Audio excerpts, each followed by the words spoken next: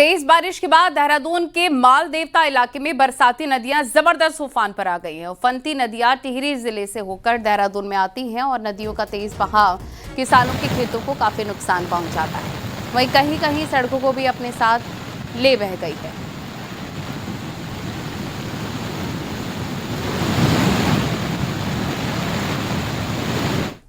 धराली आपदा के बाद अब तक कुल 1378 लोगों को सुरक्षित निकाला जा चुका है। वहीं आपदा में 43 लोग लापता हैं। इनमें से नेपाल के 24 लोग, बिहार के 13 और यूपी के 6, उत्तराखंड के 8 लोगों के साथ 9 आर्मी के जवान भी शामिल हैं। साथ ही गढ़वाल कमिश्नर विनय शंकर पांडे ने बताया है 10 भूगर्भ वैज्ञानिकों की टीम उत्तरकाशी पहुंची है और हर्षिल और धराली में आए मलबे का सर्वे करेगी और रिपोर्ट आने के बाद सर्वे के बाद आपदाग्रस्त इलाके में काम शुरू होगा।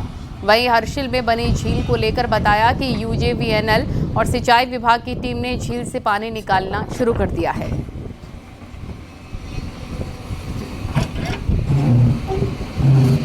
एसडीआरएफ प्रशासन के वहाँ पे हर प्रकार के वहाँ पे जो राहत बचाव के काम लगातार चल रहे।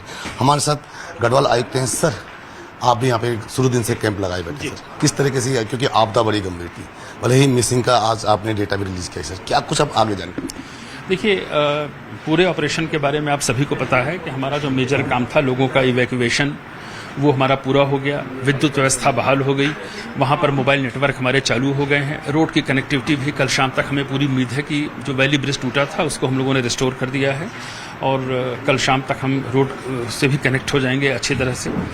इसके अतिरिक्त जो अब हमारा काम मुख्य रूप से 2 बचा हुआ है और इवैक्यूएशन का काम जो बड़ा इंपॉर्टेंट था वो भी हम लोगों ने सफलतापूर्वक पूरा कर लिया है। 2 महत्वपूर्ण कार्य हमारे सामने हैं।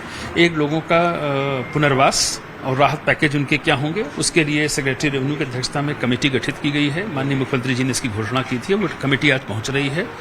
और इसके अलावा एक एक्सपर्ट्स की कमेटी है जिसमें जियोलॉजिस्ट भी हमारे हैं, वाडिया इंस्टीट्यूट के लोग हैं और एक्सपर्ट्स हैं कि वहाँ पर जो डेब्रीज हैं उनको किस तरह से एक्सकवेशन होगा, किस तरह से चीज़ों को देखा जाएगा, उसके लिए किया जा रहा है। मिसिंग पर्सन्स के लिए भी हम लोगों ने अभी आज सूची जारी की है।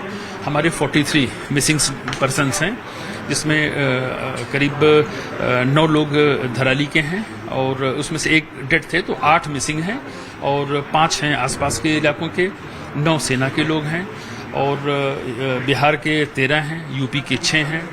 तो इस तरह से कुल मिलाकर 43 हमारे हैं। झील का भी एक बड़ा वहाँ पर यूजेवीएनएल और सिंचाई विभाग की टीम ऑलरेडी पहुँच गई है और वहाँ झील से पानी कल से कुछ निकलना शुरू हुआ था, आज भी प्रयास हो रहा है। शाम तक कुछ ब्रेक थ्रू मिलने की संभावना है। बिल्कुल, ये थे हमारे साथ गढ़वाल आयुक्त विनय शंकर पांडे, जिनका कहना है कि वहाँ पे एक एक्सपर्ट टीम जाएगी जो उस पूरे मलबे का एक जानकारी लेगी, उसके बाद फिर वहाँ पे काम तेजी से किया जाएगा।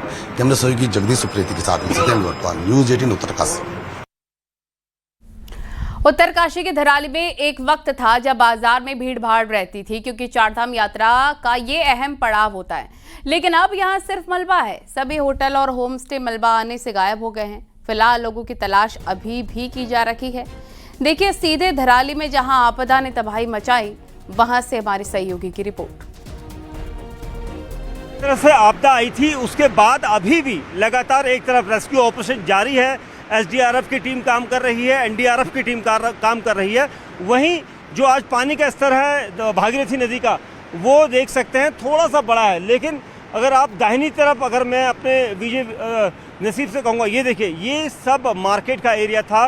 ग्राउंड जीरो पर न्यूज़ 18 इंडिया पहुँचकर आपको समझा रहा है यहाँ की भौगोलिक स्थिति कैसी वो कंडीशन रही होगी, क्योंकि जिस वक्त सामने की तरफ से जो सैलाब था वो आया था और उसके बाद आसपास के ये सभी बाजार पट गए, लोगों को बचने का भी मौका नहीं मिल पाया।